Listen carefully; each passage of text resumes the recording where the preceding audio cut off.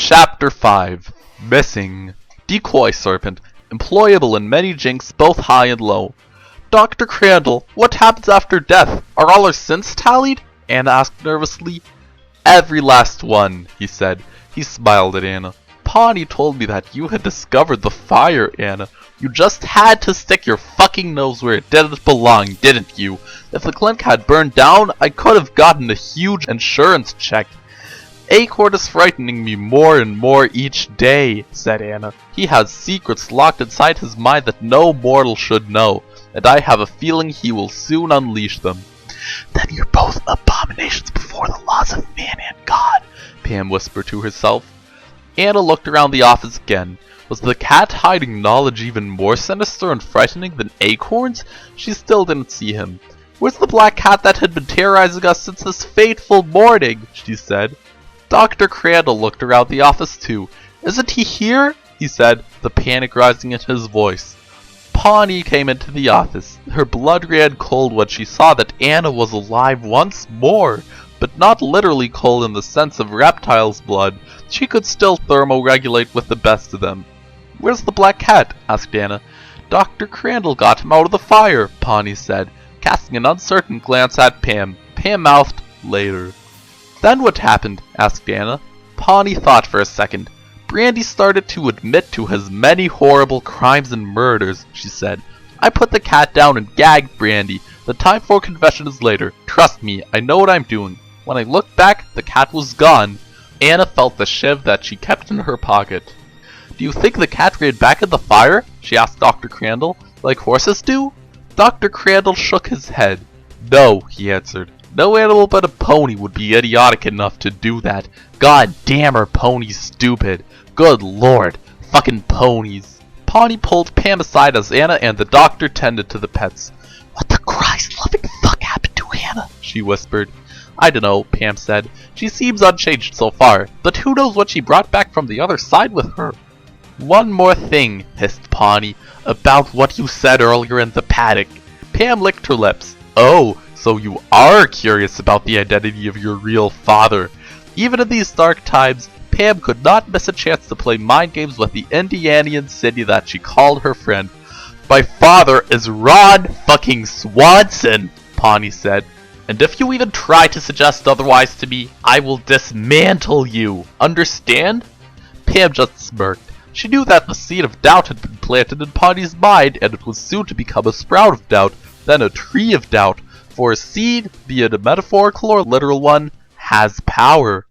And what tremendous power it is, Acorn, said the cat in its adumbral soul-melting tones. But I command power too, the power of death, and I use that power to pluck Anna's life from this earth like a speck of dandruff from a slovenly head. She died of a heart attack 20 minutes ago, Acorn. The horse said nothing. But, as I told you, you have power. In this case, ironically, it is the power of life. I will bring her back, but only if you make a deal with me. What sort of deal? Acorn asked hoarsely. Please take a moment to appreciate my pun. I put hours of work into it. You must simply agree to take a walk with me. That's all. Where will you lead me? Minos chuckled. Ah, now that's the question, isn't it? You'll just have to wait to find out. Although I'm sure you already know. When? When I call you. Acorn ruminated.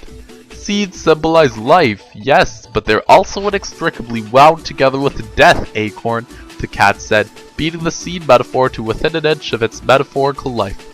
Verily, verily, I say unto you, except a corn of wheat fall into the ground and die, it abideth alone. But if it die, it bringeth forth much fruit. John 5:24? Very clever, but neither the word nor the word can save you now. You know it's 12:24. You also know that it's the epigram of Братья Карамазовы. Yes, Acorn, your life is more Karamazovian and more Dostoevskian, for that matter, than the lives of most. Tell me, cat, which better describes your own life? Преступнее и наказнее. Or, Бесы. I'm sure you'd like to know, but let's just say that my Записки. are both Из подполья. and Из мертвого дома. Acorn was silent for a brief moment. The galaxies of synapses and neurotransmitters that crackled in his Gothic cathedral of a brain churned and stewed in deepest contemplation. Alright, he said at last. I've known that this day was coming, and I've put it off long enough. I'll follow you, Minos. Don't pretend you're doing this for you, or for me, the cat said. You're doing it for her. Acorn said nothing. You're not even going to deny it? Maybe you have changed after all. But too little too late. I look forward to our walk. Goodbye, Acorn. Minos took a tiny pebble of a shit and slinked off into the black night. 10 minutes in the past, a dead girl's heart restarted and she sat up in the snow. Acorn knew better than most that nothing comes without a cost. Anna experimentally flexed the new robotic arm that Pam had whipped up for her. She would miss the sloth arm, but somehow having a mechanical left arm just felt right to her. After the pony pals cleared their web browser histories and cookies, they went back outside with the intention of finding and killing that damn cat. It was safe for the horses and ponies to go back in the barn. The girls led the ponies inside, licked off the snow, dried them off, and discussed their plans for dismantling the patriarchy. The whole time Anna was helping with the ponies, she kept sharpening her dagger for the cat. She didn't see him anywhere, nor did she see Acorn, but she didn't worry. She was used to Acorn vanishing for weeks at a time and suddenly returning, covered in assorted viscera and miscellaneous cruer. Cruer is a good word, she thought to herself, as she absent-mindedly crushed a rock into fine sand with her robot hand.